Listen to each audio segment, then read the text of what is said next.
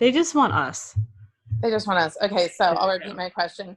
Danielle, who are you having sex with? Who am I having sex with? Who am I not having sex with? That's the question. No, we're not there. Actually, what's that thudding? Is that you? Is that someone having sex nearby? No, it's all the noise in my house. But I was going to say I'm stepping outside and recording outside once we officially start, but then we accidentally started. I know. Also, so I'm currently eating an orange standing in my kitchen, and you're definitely going to hear drilling in the background. What an interesting episode for people.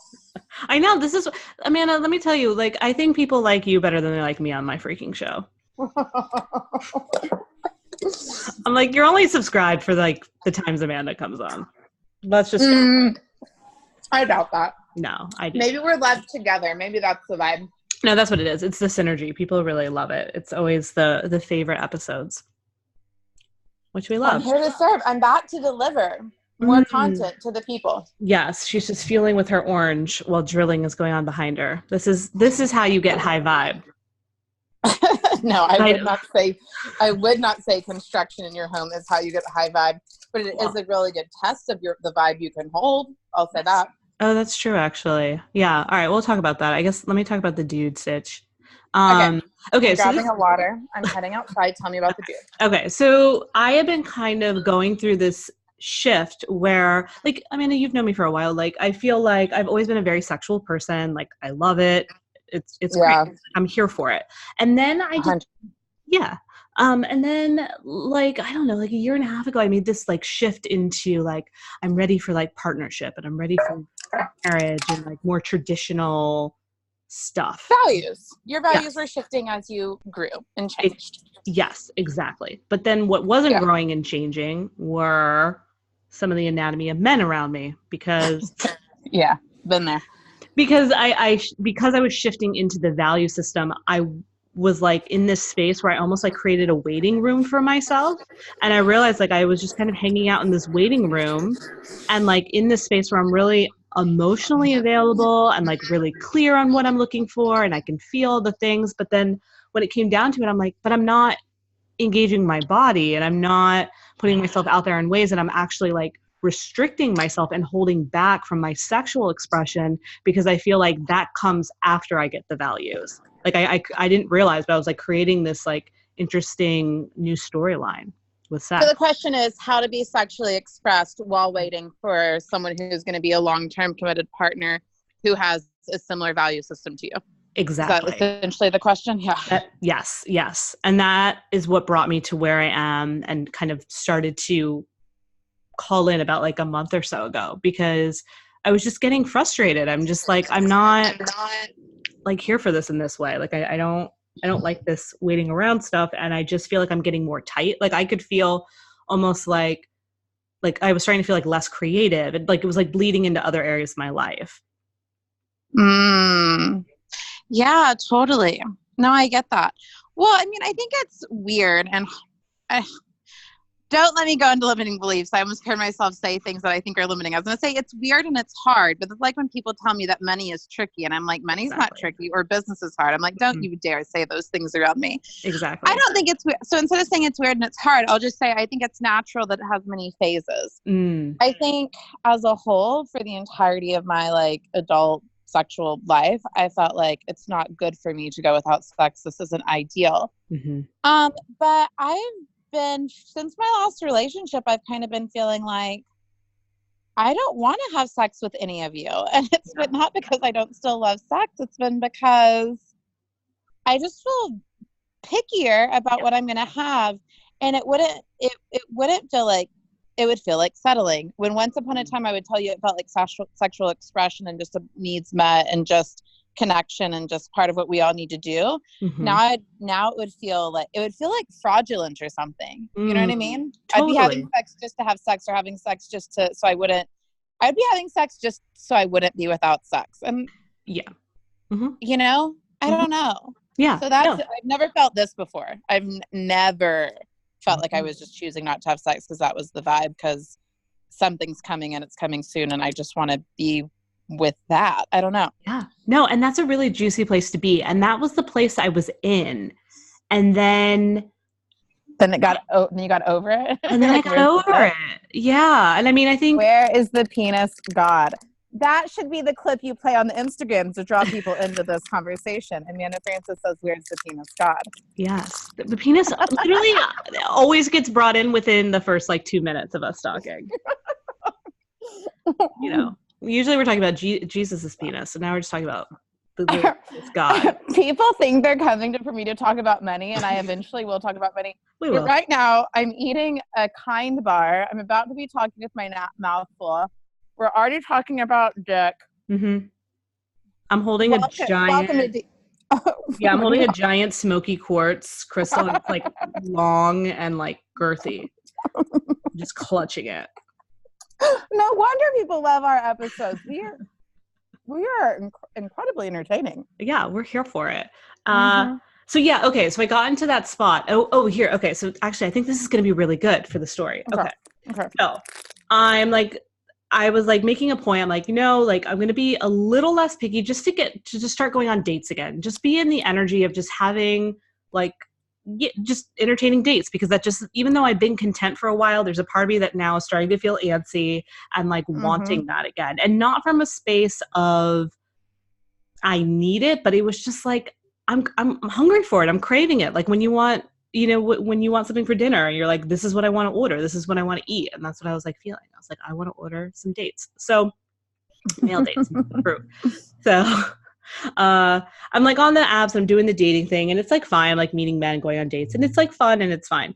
And then I meet this one dude, and we like meet for drinks, and like the chemistry is there, and you know that chemistry. Thank God the chemistry is there. It's so good. It was like immediate. Like as soon as we sat down, we were already like hands on arms and like. Was he from an app? Yeah, he was. Well, he and I matched on, I don't know which one, matched on an app like a year ago. And then it didn't come to fruition for whatever reason. And then, how much am I going to reveal? Let's just go for it. So, and then I saw him because, Philly is a small town. I saw him pop up on one of my friend's photos. And I was like, who's that? She was like, that's my best friend's brother.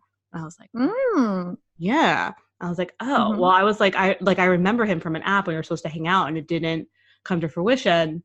And she says, you want me to, she goes, oh, he's dating someone now. That's what she said. She was like, oh, he's dating someone. And I was like, okay, like no big deal. Just leave it be. And then, yeah, I don't know, 2 months ago, he was back on one of the apps, and like we started talking a little bit, and then it dropped off, and then we matched on another app. So then, oh my God, when you see someone you used to date or you dated for a while on another app. Yeah. I don't know. I'm like, and we're all still single. I know. That's what I said. I was like, okay. Like, I think he reached out first on the second one. He goes, we should probably just meet, huh? And I was like, yeah, I think we should at this point. So yeah, right. We had the instant chemistry, the touching, all the things. It's great. We go for drinks. So he's going to walk me home. We start making out. It's great. Right. All the things. So in my head, I was thinking, okay, I'm just going to let him walk me to my door. We're going to make out a little bit more, and then that's going to be it. I'm going to send him home, because I'm that kind of woman. No, you're not. No, I've never been that woman. I can vouch that is not you. That is not who you are. Wait, no. Remember that one time I was with you? I just made out with that one dude. But I think it was also blackout. What are you talking? Oh. Remember that? No. Yes. It was my financial planner's good friend. Man, the details people are getting on this episode. We were in New York, and that guy was like, do you want to come home with me? But it was very much the way he was presenting it was very much a sexual exchange. It was. Which maybe that's how most people do life and do sex, but like I did not like the vibe of it. You did not like the vibe of it. You continue to make out with him, and you're like, I will. Like it was like, come over, have sex. I have an early meeting, so leave before dawn. He almost told you had to leave before dawn. Thank God you were like, this isn't the vibe, sir. No, he was cute though. He was cute. Way cute. He was cute, and I got to come home with you. I'm remembering you guys making out now. Yeah, you went home with me instead. I did. That was a good move. But I had like a 6 a.m. call that day. I was talking to someone in Japan. What was that about? I never schedule calls at inconvenient times. Like, why was I out like all night with you on the phone at 6 a.m.? Okay, anyway. And then I was listening to Kundalini music while you were on that call. Oh, right. Because to have confidential vibes. But like, that's our life. We do. Yeah, like that's our life. I'm like, I'll just put on Kundalini music. It's fine. Anyway. Yeah.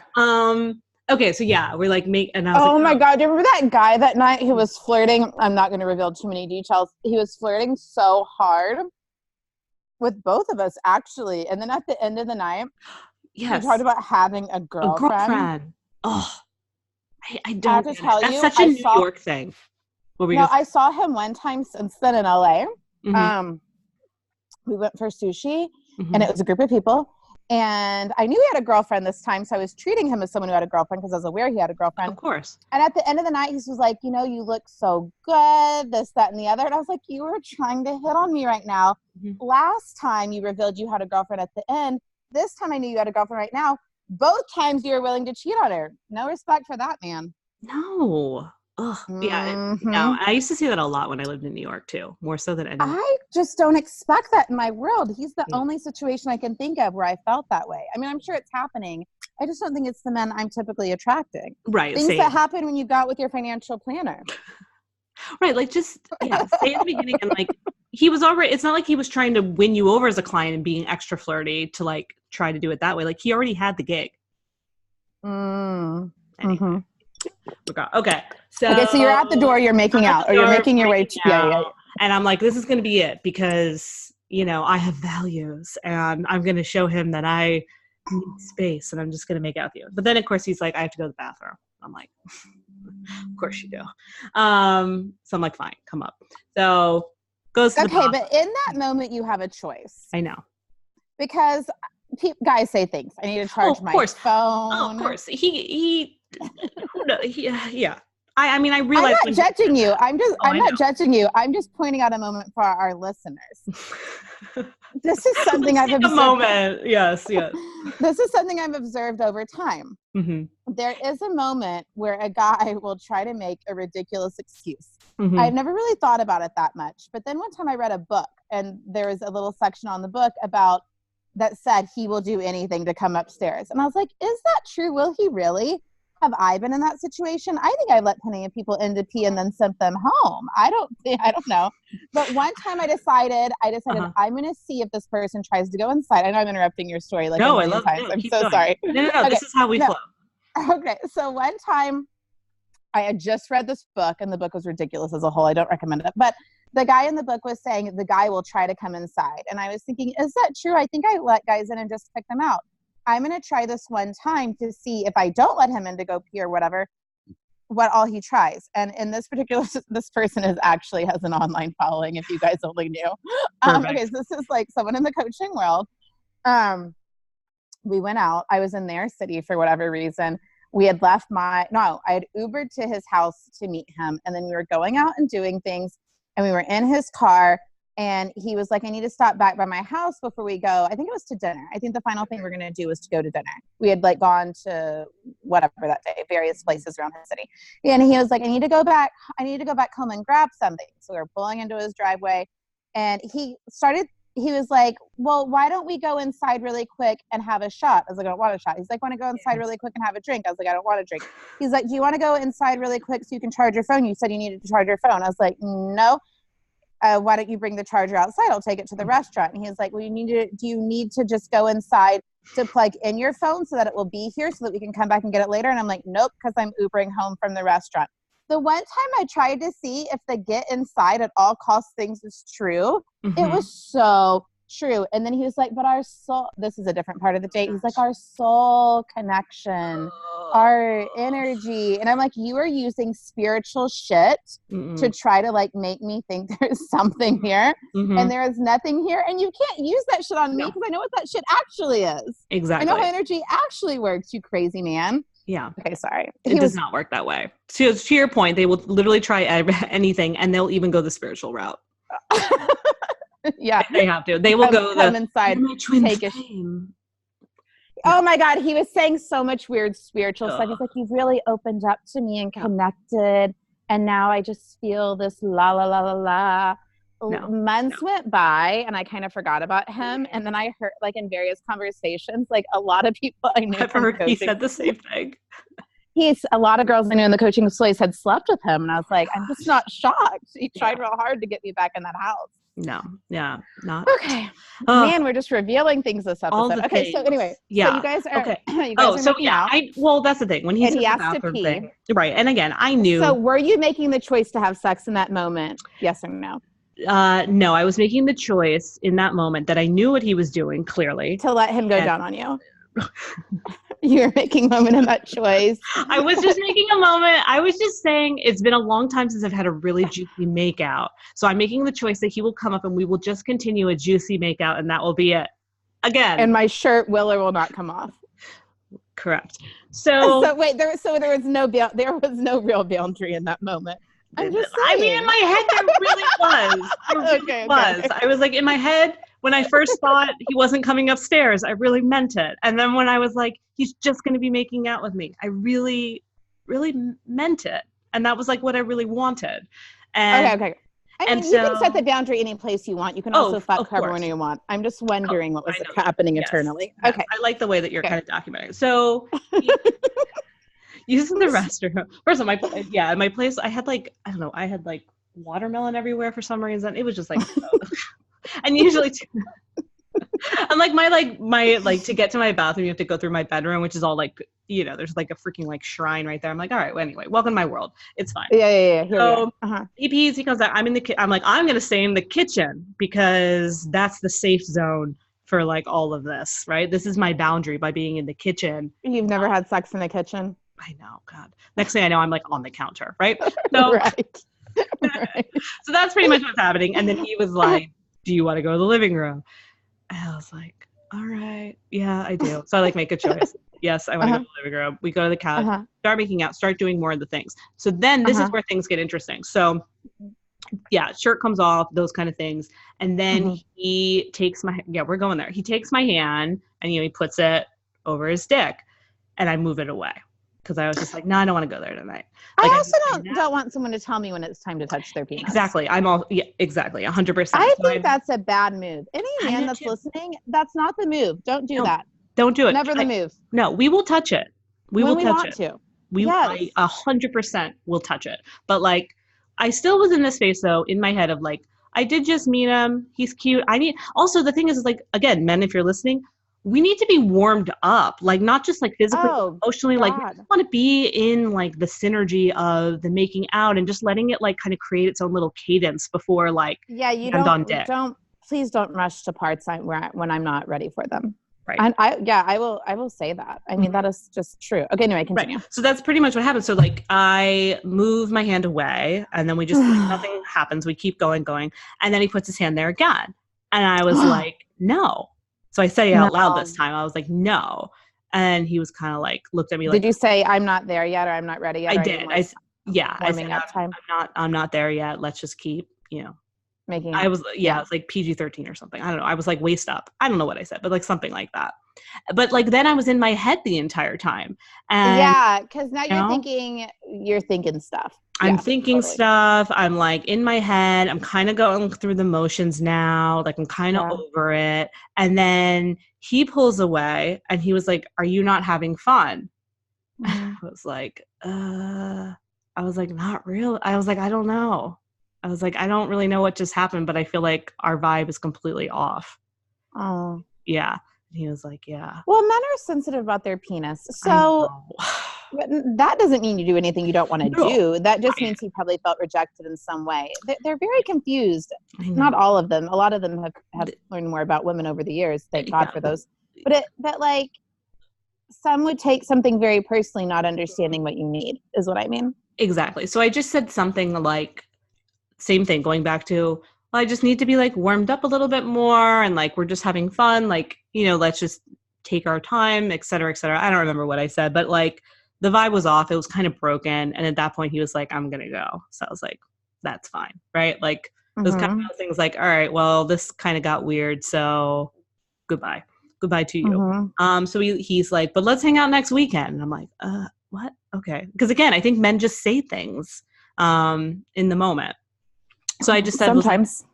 Yeah. So I was just like, sure, like whatever. And then I don't reach out to him because I'm like, I have no really need to reach out to him again at this point. And then he doesn't reach out to me for like a week. And then a week goes by and he's like, hey, stranger. And I'm like, what? I'm like, what? Who are you? Like, this is ridiculous. So I just ignore him again. And then, I don't know, like a couple of weeks go by, like go on other dates. None of the other dates are syncing up. A couple of weeks go by. He reaches out to me again. He was and like, you do have chemistry with this man. I know. And you enjoyed being around him. You just didn't like that he didn't understand what he didn't understand. Yeah, exactly. So when he reached out again and was like, I want to take you out to dinner, I was like, you know what? Let's try this again. Right? Let's just like see. So he takes me out to dinner and I find out that like besides our physical chemistry, there's actually not much going on. But I was like, that's a great moment of clarity though. It is. Like I was like, oh my gosh, like we literally nothing in common. Literally nothing. Yeah. Nothing. And so I was like, oh my gosh. Literally all he has to offer me is his penis. And if that's the offering, I would like to take it because, you know what I mean? Because it's, but now you're clear. Yeah, exactly. I'm clear. It's been a while since I've had really good chemistry with someone. I've been kind of, like I said, itching for it, wanting it. And so I'm like, I'm going to pursue this in this way. So that's kind of what went down and that's what's been going on. And I think we're kind of in the wind down period now. There'll probably be like 1 or 2 more times and then I'm good. It's like moving on and I feel so much better. That's so great. Yeah. I like this story. That's the story. I mean, how many times have you had sex? Can I ask this for our callers? With this, I mean, our listeners. We've had 4, 5 occasions. That's pretty consistent. Consistent sexual activity. Yeah. Of course you feel better if you have been like not having consistent sex. You should feel amazing. I don't know what.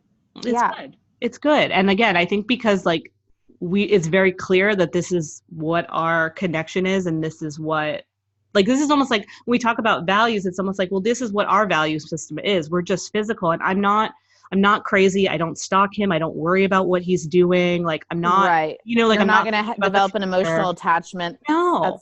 It's not even the vibe. No, it's not at all. That's excellent.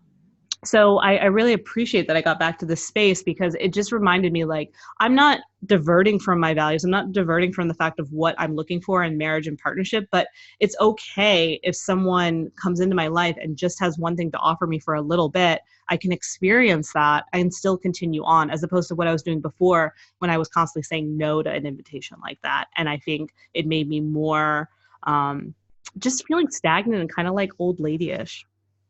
Well, yeah. And I think it goes back to like, I think probably what we both say all the time. I know I say to people when it comes to business and money and stuff, to be led by your desire. Your desire is the right thing. And that's all there really is. Yeah. So like right now I'm turning down a lot of dates, but I don't want to go on them. I do not want to go. Right. And if that shifts one day and I'm turning down dates and like I said, I feel stagnant or old lady-ish, that's a completely different energy. It's a fully different thing. Doing it when you want to and when it's your desire is the self-honoring thing. Yes. And that's true with anything. So when your desire shifted and you wanted something else, you called in and created and accepted something else. Yeah. You know? And what's amazing, and this is a great segue for us, it's really helped in the space of my business and money. Like I am having some of the most amazing opportunities come my way that literally have started since I made this decision.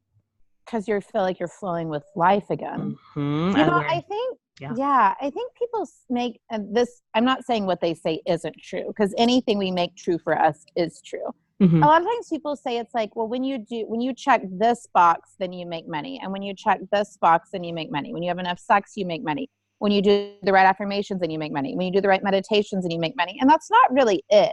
Right. Like, I think you make money when you decide to make money. And a lot of people have synced a lot of things up to money. And you're allowed to do that. My personal standpoint is I make money anytime, any place, anytime because I choose, period. I don't need anything else to be going right in my life to believe I can make money. Yeah. Of course, my whole life gets to go right though as well, you know? Of course. But it's a nice, exactly. It's a nice parallel. And also to your point, I agree exactly with whether it be making money, whether it be self-help, whatever it may be, you can't just check boxes into whatever it is. Now you did the right things, because it's a vibrational world. It's a vibrational world. We're attracting from our energy, you know, we're attracting from our state of being, we're attracting from the vibration we hold, and we're attracting from how we be. So it's not just like a visualization or a meditation or something else can do something if it doesn't change our vibration, you know, like if it changes your thoughts and changes your feelings, then it will change your vibration. If it just is a checkbox, you're going to spin in circles of why isn't it working? And the energy of why isn't it working is one of the worst energies you can be in around money and business, or I guess anything really. Yeah, no, it's true. Because I witness a lot of people do use that with dating, money for sure, dating, life path, purpose, anything really. We go to this space of why isn't it working? I've been checking all the boxes. I've been following the formulas. I've been doing the templates. And it's like all you're doing is surface level like stuff, material when you look at it from that perspective. Right. You have the same thoughts. You have the same feelings. You have the same patterns. You're holding the same vibration. You're not identifying as a different person, like identifying as the wealthy woman or identifying as the woman who deserves love or whatever. Like really this all comes down to an identity issue, I think. Like how you view yourself and what you believe you get to have based on how you view yourself, I think is the fastest way to shift things. Yeah. And that was what was happening to me a few months ago. I was like, when I actually took a step back and I was like, Danielle, like, how are you viewing yourself right now? And then when I started to look, I was like, I don't really love this version that is kind of chilling over here right now. And she doesn't feel like the highest expression of you. And she definitely is holding back in certain ways. And so where did that come from? And so I started to just break down some of the things I picked up without realizing it and being like, I'm going to shed that so I can embrace my true identity and how I want to be going forward, or how I am.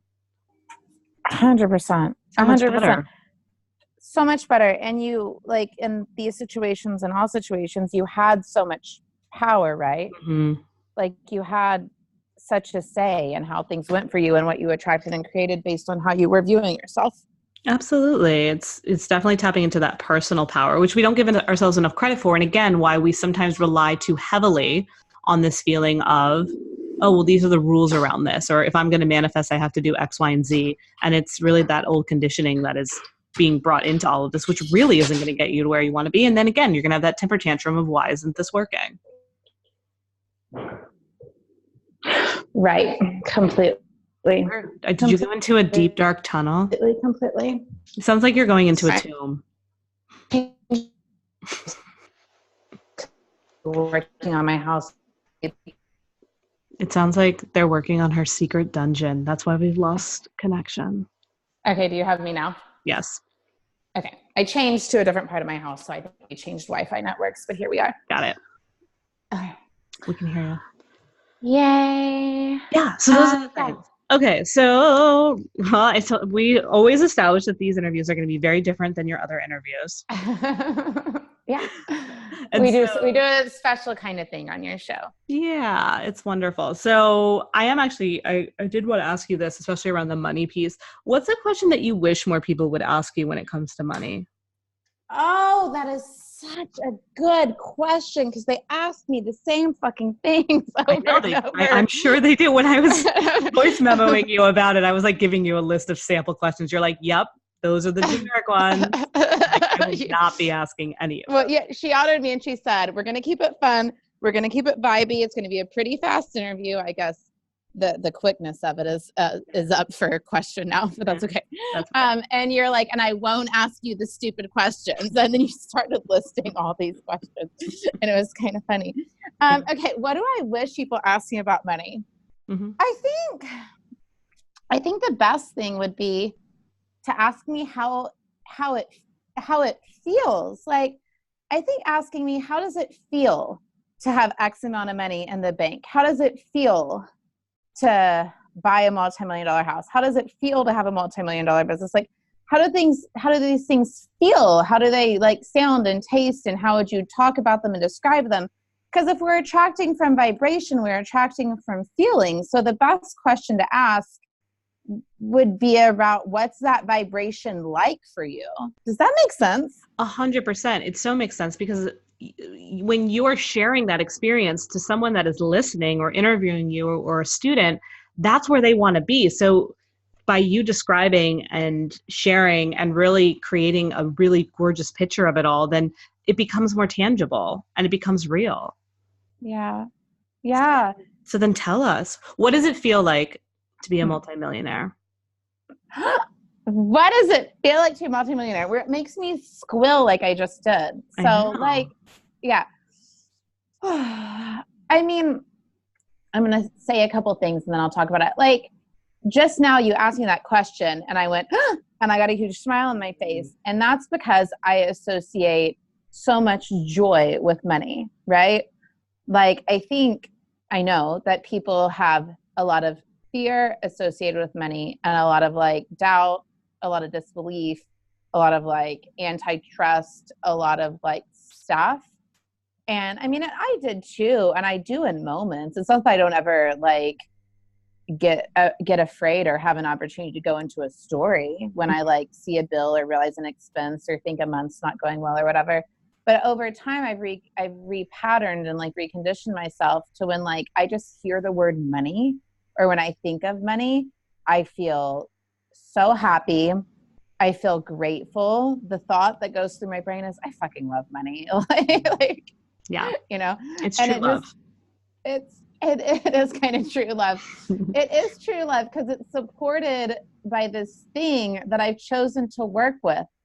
But the reason it's not, you know, a god or an idol or, you know, like, especially those of us with religious backgrounds, like we were afraid that we'd put money in some kind of high place above God or something, but it's not really that way because like money, you know, if I go a little while with negative thoughts and feelings around money or holding a fear or vibrating in a different way than I know how or than I usually do, I see unfortunate things happen in my reality too. Like it's a relationship, but it's still also just a vibration. It's still just a neutral, money's like this neutral resource or thing. It's an energy, but it's not a person. It's not a spirit. It's not something that has a mind of its own. It's just a plain neutral thing that you can choose to be a match for with how you think, how you feel, what you expect, how you believe, how you interact with, how you perceive those things.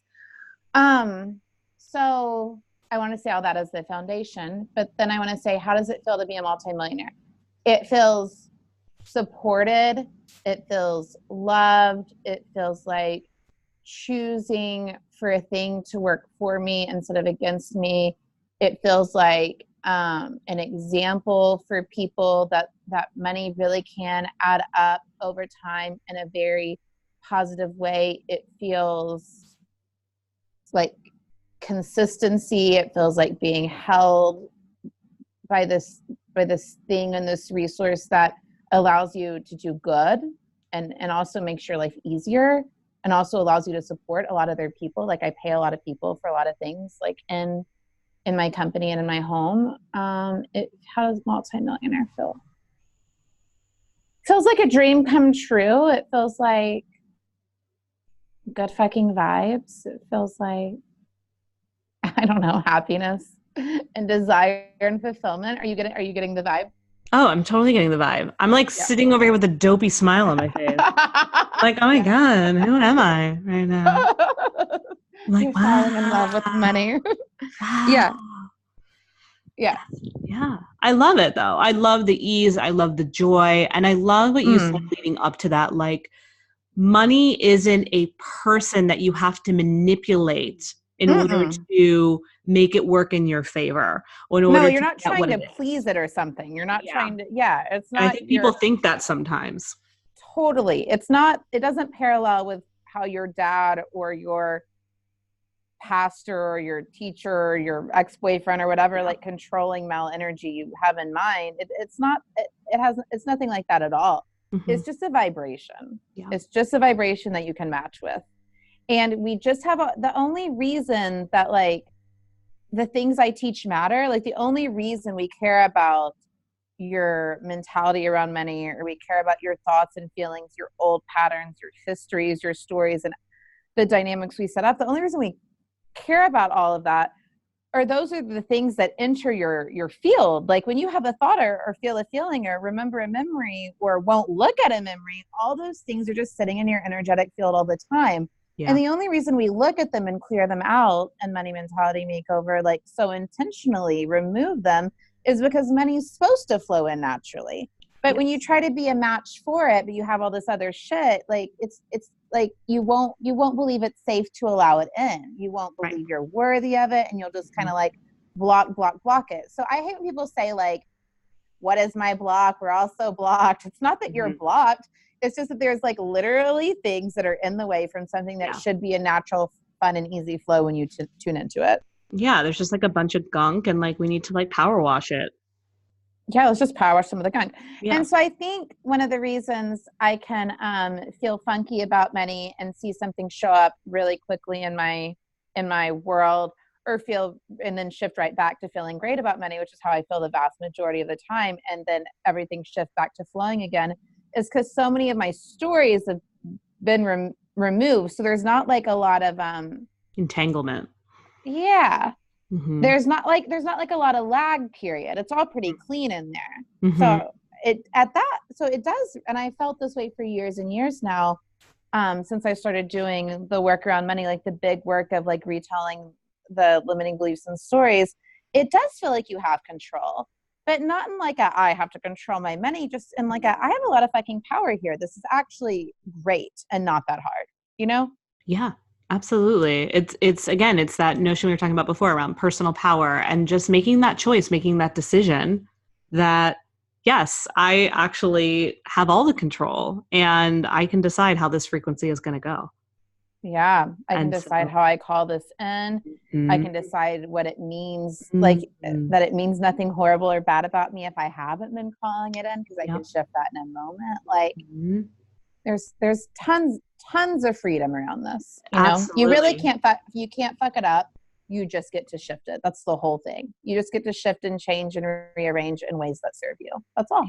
Yeah. And it's beautiful. And that's what we love about your course, because you allow that cleanup. You allow individuals to create these new statements that they really are here for, because they're able to take a hard look and be like, oh, I have been having a lot of shame around money, or I do feel bad about myself if I have it, or I do think X, Y, and Z. And I'm not worthy of it, or it's not safe to have it, or the tax man's going to get it, or stuff. Yeah. Yeah. Like people that are afraid to look at their mailbox, that are afraid, you know, it's like, let's find out why, so that we can shift this.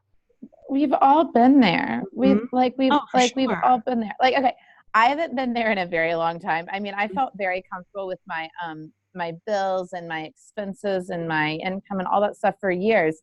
But I really expanded myself in the way I'm remodeling and designing my house, like really expanded myself hard into a new level of releasing money that I have never done before. And it's not like the down payment on this house was obviously like huge. That was a big deal. Right. And like I paid the down payment on the house at the same time I paid the taxes for my company and myself. So it was like I spent 7 figures in a very short period of time. And all of that was uncomfortable, but that felt necessary. That felt required. A down payment is required. Taxes are required. When I opted into spending a ridiculous amount, I don't want to say ridiculous, spending a very large amount of money on my house, I, for the first time in years, didn't want to see the invoice, didn't want to see how the payments were breaking down. I didn't want to see it. And as much as I hated it because it felt like shit, I was like, I need to go through this again. I need to go through to get at a new level, because this is what happens for people. It's like we want to avoid, and then we feel not good enough, and then we feel like, who was I to spend in this way? And then what else came up for me? Oh, I have like really, really strong beliefs around no matter how much I spend, I receive more. But one belief that came into question was, no matter how much you spend, you receive more unless you do $400,000 in renovations. Right. Then the things you know and believe about money, those aren't true anymore. But people do that all the time. There's been countless people who enrolled in the money course and then had something really, really funny happen after a random expense, a bill, something. And they went, wait, I thought everything was turning around for the better. And I went, well, like, what does anything in you believe that if you invest in yourself in this way, now something bad has to happen? Did you allow yourself to cleanly sign up for the course, knowing it was the right thing to do and you would be supported? So it's all just kind of what we expect and what we allow ourselves to have and the ways we've programmed ourselves.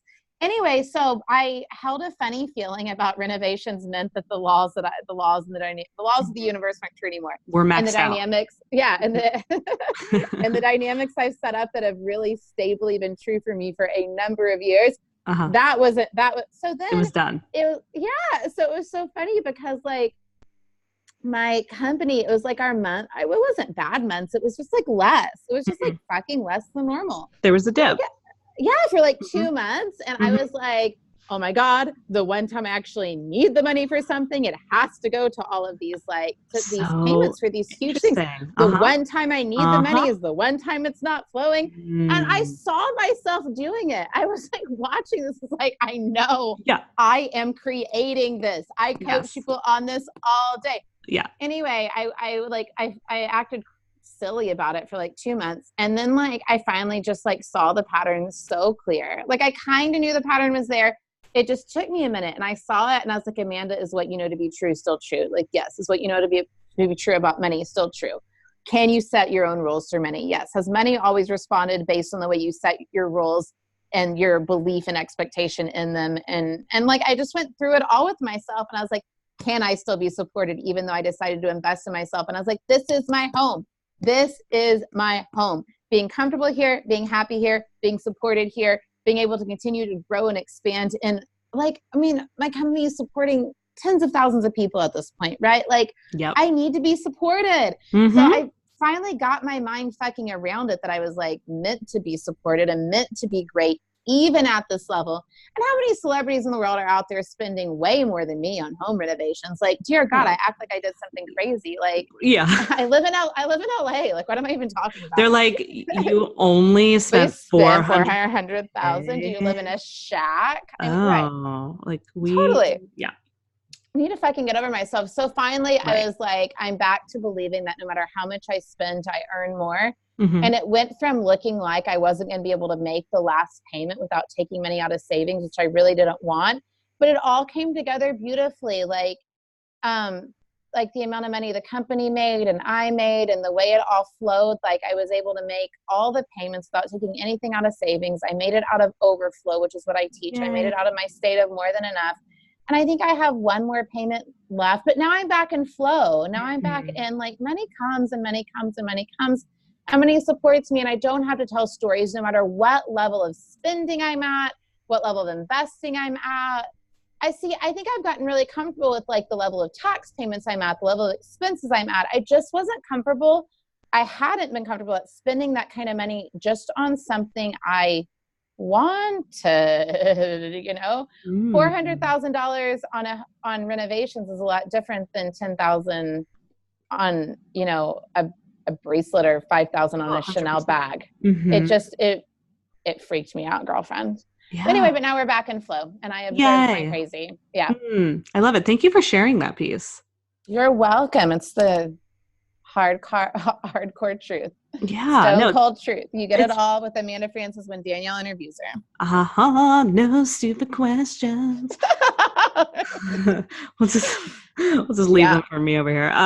No, it's true because, you know, and I think it's such a great way to share, like, this is how it feels to be a multi-millionaire. And this was also part of the journey to get to where I am right now. And there was that moment. And it's really important for us to witness that because, you know, it's not, again, like, just like we want to check off those boxes to get what we want, it doesn't mean that you're done forever. It doesn't mean that once you clean up your energy field that the dust isn't going to come back, because it always will. And so it's, how can you allow yourself to be aware? How can you really bring yourself back to your truths, just like you were saying, so that you can keep evolving and shifting with the money and yourself? Totally. And I know it's been a long time since I needed money I didn't have, but knowing I would have to pay these bills put me into the state of need. And I've said to people a lot of different times when they're getting into the state of I need, is like, you got to kind of take yourself out of it. It has to be more of like, I desire, I want, I choose, I'm willing, I'm available, I receive.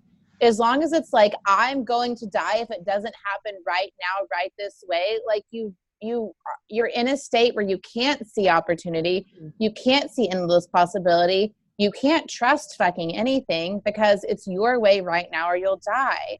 And I know that's such like a basic spiritual teaching that we can't control the shit out of everything. But when you learn that you do have control and you are in control, I think it's an interesting dance to go, I'm in control of all of this, but by acting like it can only happen one certain way in one certain time frame, I'm like cutting off my own ability to like flow and trust and receive and expand into a new level. You know what I mean? Yeah, 100%. And I feel like this is just up-leveling your ability to be a teacher that much more. Like, I love that this happened to you. Like, I love the fact that, you know, it took the renovations in your home to like do this. To be challenged this strongly.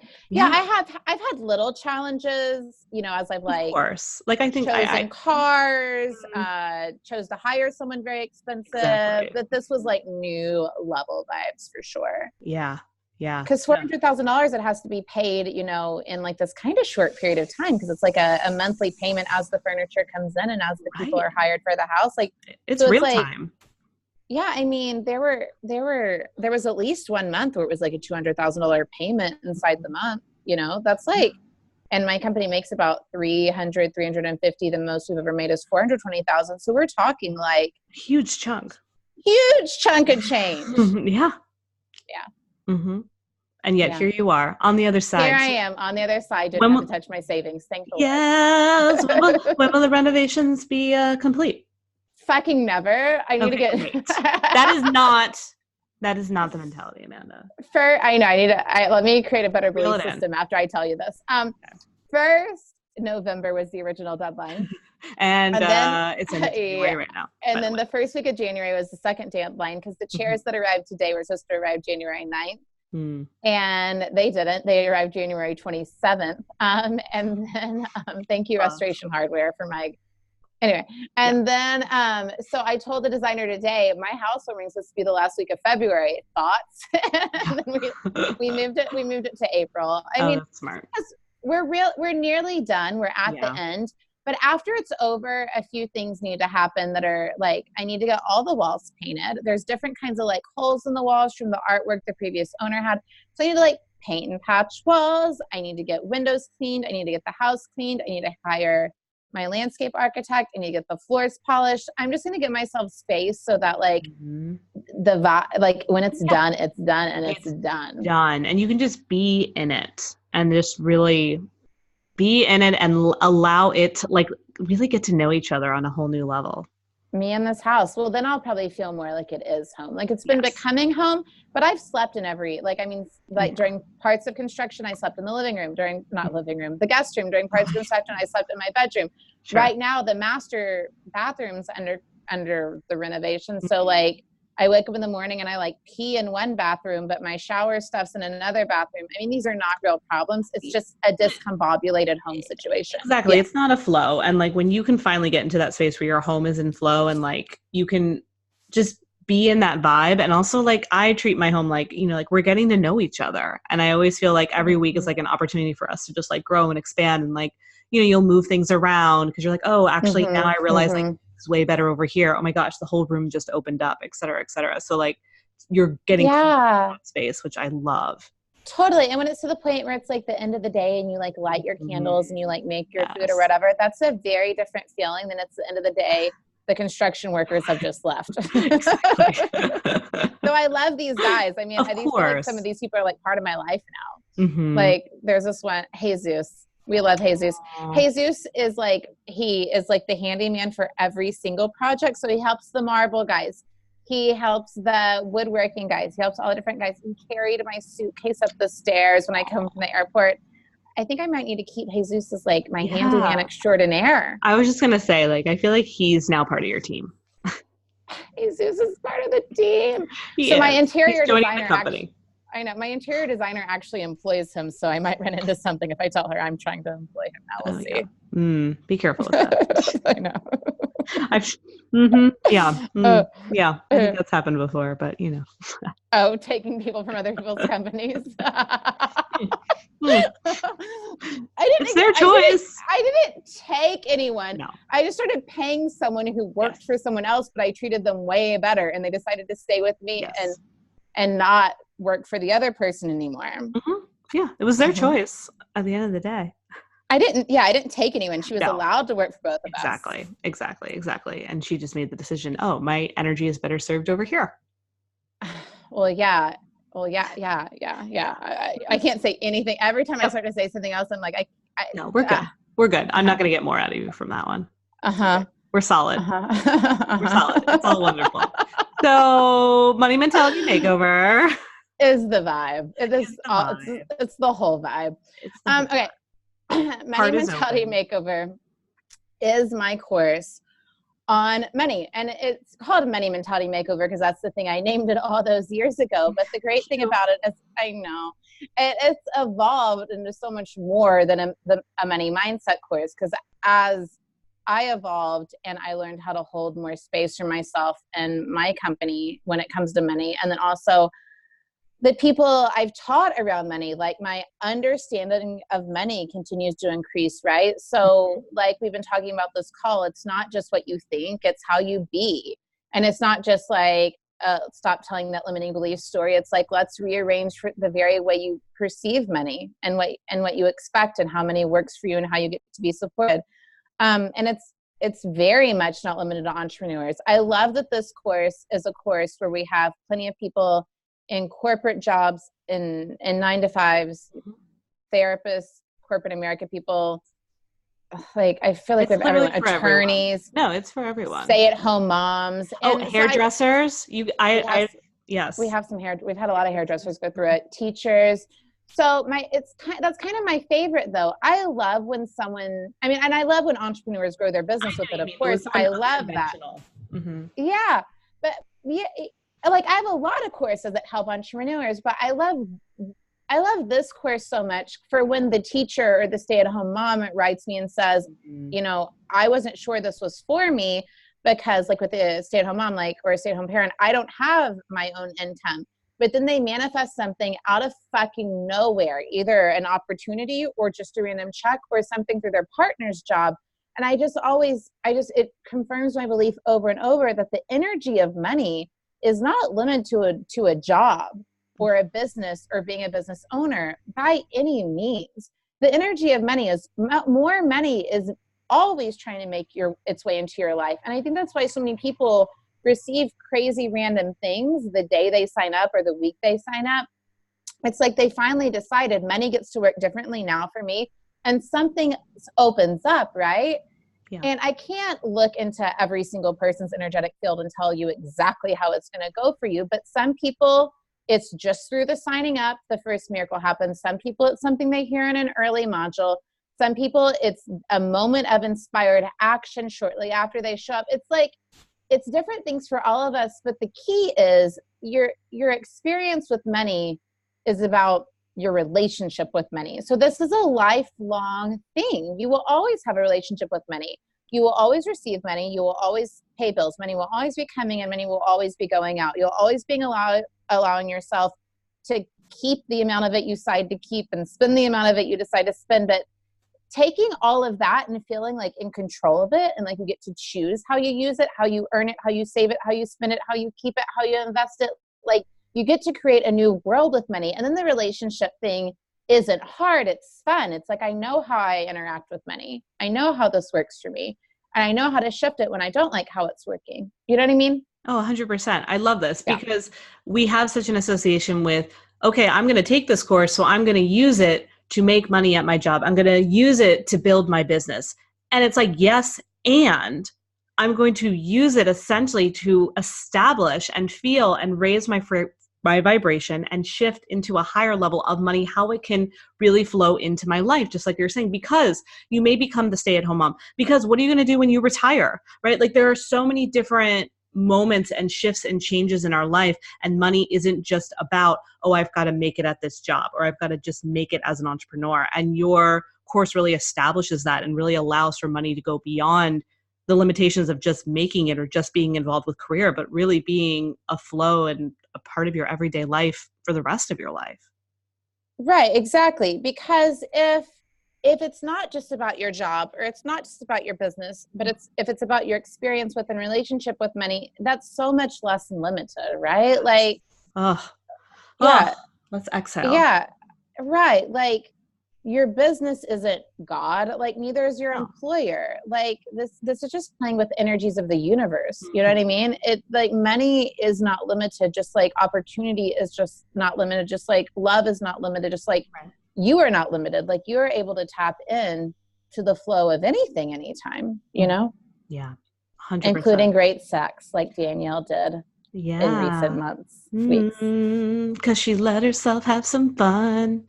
Oh, I meant to say with that story. I meant to say, I thought it was really pivotal though, when I looked back, when he asked me, are you having fun? And I thought that was interesting because I remember thinking he just meant with him and it's like me not touching his penis. But really, I felt like it was a metaphor to be like, I haven't been having fun. And thank you for bringing that up.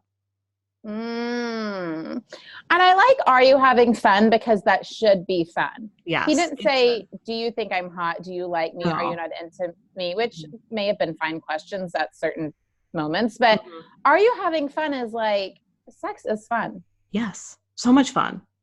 Yeah. Yeah. I don't think there's any guy on the planet who wouldn't want you to be having fun. I know. I guess really they want us to have fun. But yeah. No, actually the episode that's airing after this one is all about that. I talked to a sex expert and we talk about what men really want us, what's really going through men's minds. Yeah, it's really good. But anyway. I think they want us to feel good and be happy and experience pleasure, and then get to tell them that we love what they did so much and it brought us so much pleasure. I think that's the crux of it.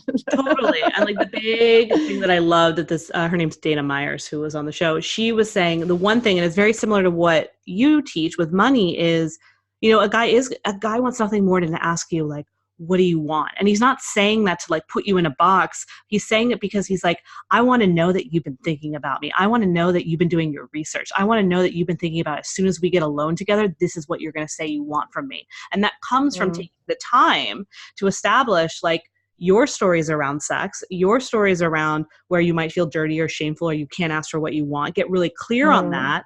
Be in the visualization, be in the expression of what you want. So then when he says, what do you want me to do to you? You could say, oh, I want you to do this. Or I've been thinking all week about how I love when you do this one thing with your hands. And that's so empowering and they love it.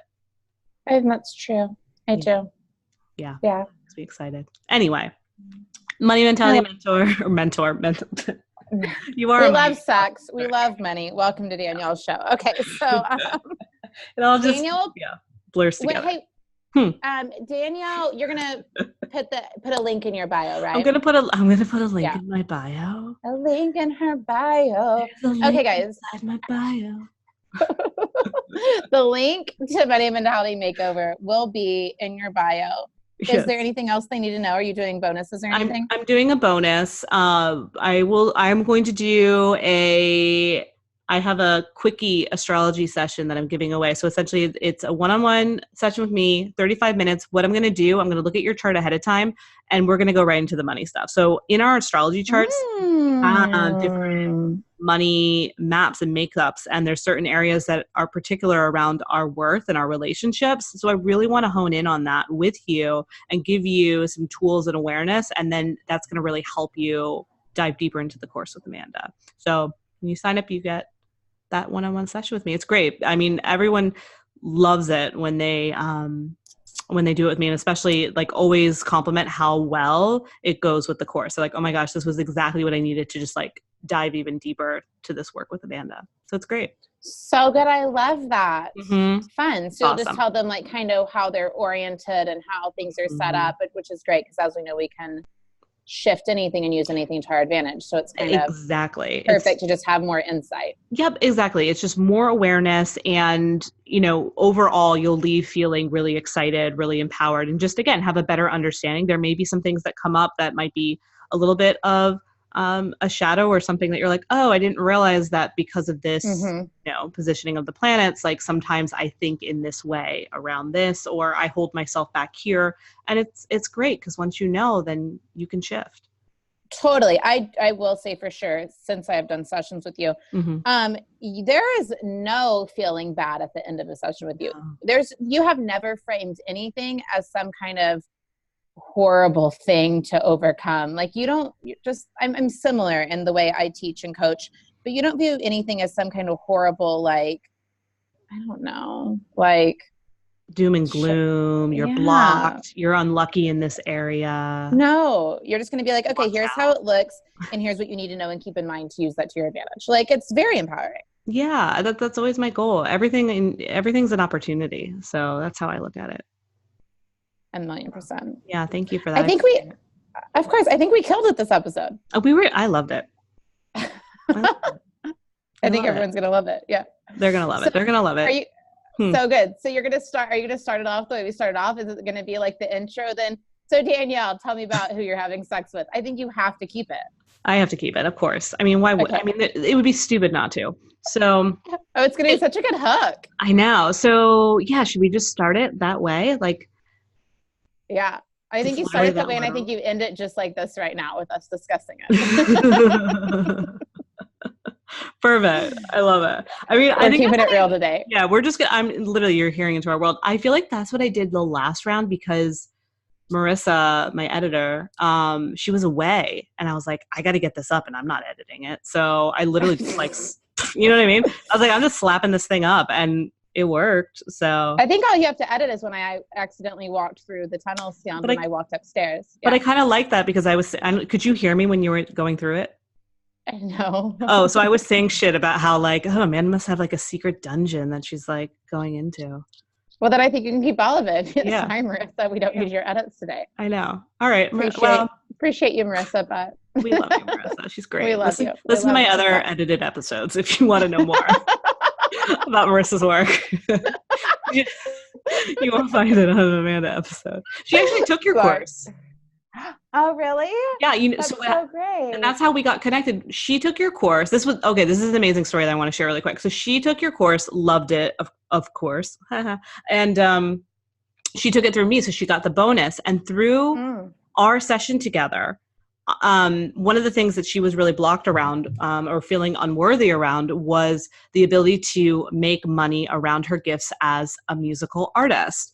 And through going through her chart, we uncovered something that was a huge breakthrough for her. And then from there, she continued with her course. She's like paid off her debt. She's now doing podcast editing. She creates her own music. She sings and performs. It's amazing. And that all became possible because of this synergy, her opting into the course, our conversation one-on-one. And now she works for me and she creates beautiful music in the world.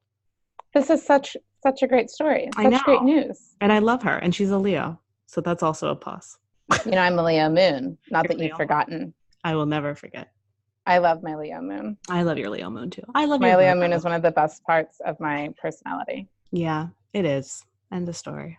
Oh, and it's going to be really quick. Okay, one more thing. I'm like, one more thing on top of the last thing that was going to be the last thing. So you have gotten so good since we used to work together with your timing of things, of natural timing with this course and the cadence of things. And I know it's usually now always kind of around this time of year that you launch, but I still have to pick the certain dates. I still have to look at a calendar and decide my dates. Yeah. And so what's so wonderful is on February 9th, we have a Leo full moon, which clearly is beneficial to you because you are a Leo moon. So whenever the full moon is in our sign, it happens once a year. It's really a time of fast acceleration. So basically from the full moon for the next 6 months, it's about like, what are your desires? What are your passions? Like, it's time to lead forth with them. It's time to activate. It's not about like, what do I think I want? What do I want to try out? It's like go time. So I like this. Awesome. This is good. Yeah. So you have that on February 9th. And then the cart closes on the 14th, February 14th. Yes. Yes. Okay. So that's amazing because 3 days later we start a Mercury retrograde. So you did great. Oh, well, yeah. Okay. So what I'll tell people, they may have heard me say this if they heard our other episodes. What Danielle and I find was I hired her a few times in a row to do like strategic cosmic planning. And we noticed that what she told me ahead of time really sunk up with what I naturally wanted to do. I'd be like, oh, I really feel like I'm going to launch this here. And then I'd go check my notes from Danielle and I'd be like, oh, she already told me to launch something there. Mm-hmm. So we found that like I was kind of syncing with the universe quite well. And so now every year I don't really plan my years anymore. I just kind of do stuff, which is just where I am in life right now. But anyway, I don't plan my years. And then Danielle's always like, oh, your timing. And I'm like, thank you. I am one with the universe. Yeah, I love it. I love it so much. This was a good one though, for sure. And I feel like, we just had to do like, there was that one really bad like round of eclipses or something you had where you just were like, what? Something's off. And then ever since. Yeah, we've been flowing. Mm-hmm. Well, it was probably nice confirmation to me to see that what you saw was what I was in line with my desires. It probably was just like a good direction for me. Yeah. Yep. And now that's your truth. And so now going forward, you always do that. Yeah, I do have a belief that I'm totally fine when it comes to retrogrades and moons and things and whatever. Yeah. So anyway. And Debbie on my team, Deb would tell me if I was about to do something during a crazy time. I love that. Oh, cool. I didn't realize she was that aware. That's all. I mean, in that way. She's very aware. I love her. Yeah, no, Deb would let us know. Okay, cool. I can't remember. There's something I'm not allowed to launch during. You never launch during I don't know what it is. I don't think I've ever tried to launch during one. She's just warned me that I'm not allowed to. So the point is she has my back. Okay, cool. I'm not worried. Yeah. So. Okay, great. Yay. Well, amazing. We did it. Yeah. Fabulous. I can't wait to just slap it up on the old. Okay. We love you guys. Enjoy this. Click the link in the bio. Read the testimonials about the course. Feel the vibes. Hand on your heart. Deep breath. I'm willing to be guided and trust yourself with what you feel is right for you. If you have any questions, you can email assistant@amandafrancis.com. Then go back and use Danielle's link so you get your session, or DM Danielle or me. We are here for you. Yes. We love you. Okay. We love you. Bye. Bye. Yay. All right.